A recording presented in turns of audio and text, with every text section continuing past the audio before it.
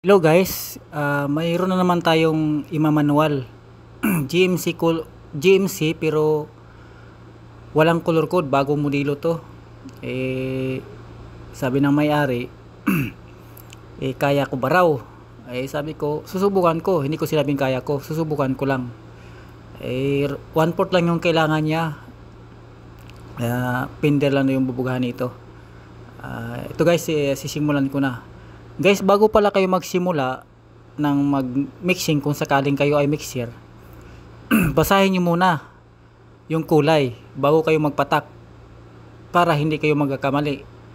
Ano yung shade, yung harap, anong kulay kailangan, anong blue kailangan, kasi maraming blue, maraming silver, maraming pula. Kaya kailangan guys, marunong kayong magbasa kung anong kulay ang kailangan ipatak para magiging hawig agad. Tulad nito guys, ginagawa ko yun, maliit siya. Kailangan pa natin siya ng asul na mabirdi at saka asul na mapula ang shade para humawig talaga siya guys. Ganyan po ang pagmimixing ng manual. Sa akin guys, mas mabilis po ang magmixing ng manual kaysa magsimula ka ng computer formula. Kasi yung computer pura malayo po, 50-50 po ang bigay. Pero mas tiwala ako dito sa pagmimixing ng manual guys. Ayun guys, mabilis siyang dumidikit. Kasi alam ko na po sa tingin ko po sa kulay, alam ko na po ang kailangan ipatak. O guys, ituloy-tuloy po natin para doon po sa mga nag-request na i-spray po natin. Para po wala na po silang masabi sa akin. Kasi po lagi po silang nagko-comment, mas maganda raw po i-spray para makita po yung kalabasan ng kulay. Kasi sabi po nila madaya daw po yung ibang kulay. Kaya ang gagawin ko po ngayon, bibigay ko po yung request nila na i-spray ko po yung kulay pagkatapos kong mag-manual. Para po makita natin kung ano pong kalabasan. Ayun guys, madark po siya konti, yan madark siya konti, pero i-spray natin ngayon yan guys kung anong kalabasan, kung dark ba talaga siya, para po mapatunayan natin sa mga followers natin na kung paano po talaga mag manual ng and guys, dagdag tayo ng asul o metallic. Maya maya i-spray out natin para makita natin kung dikit ba talaga yung kulay o hindi.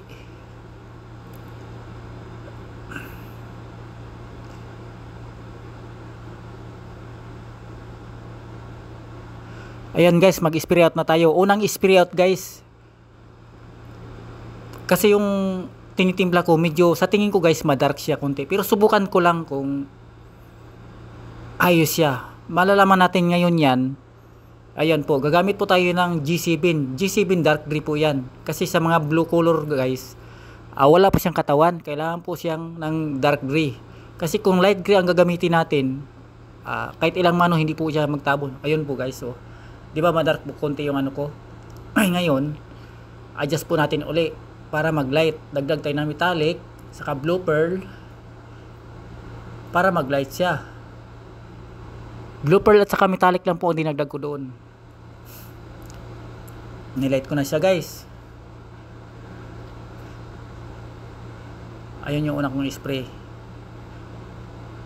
Ngayon dagdag tayo ng asul na bright blue.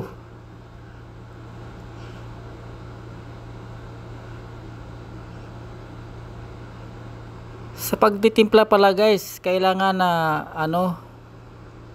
focus tayo, wag tayong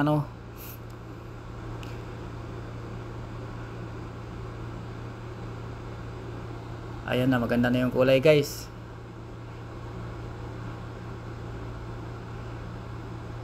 I-spray natin uli. Ayan, nilight ko na siya. Ayun, nag-spray na ako. Ngayon, ayun na. O, dikit na siya guys, pero wala pa siyang clear. Lilinaw pa yan pag may clear na. Ngayon, pagkatapos ng clear nyan, saka na lilinaw yan. I-clear natin guys. Ngayon, may ilaw. Ayun, may clear na siya. O, dyan, lumilinaw siya guys. Dyan natin makikita yung kalabasan ng kulay, kung maganda o hindi. Wala man tayong 100% pero napakadikit na yung kulay guys. Ayun po. Ayan na po yung mga request ng mga followers ko. Binigay ko na po yung mga request nyo. Saka maraming salamat po sa mga followers at sa mga baser. Thank you po sa inyong lahat. Ayan na po. Binigay ko na po sa inyo. Maraming salamat po sa inyong panonood.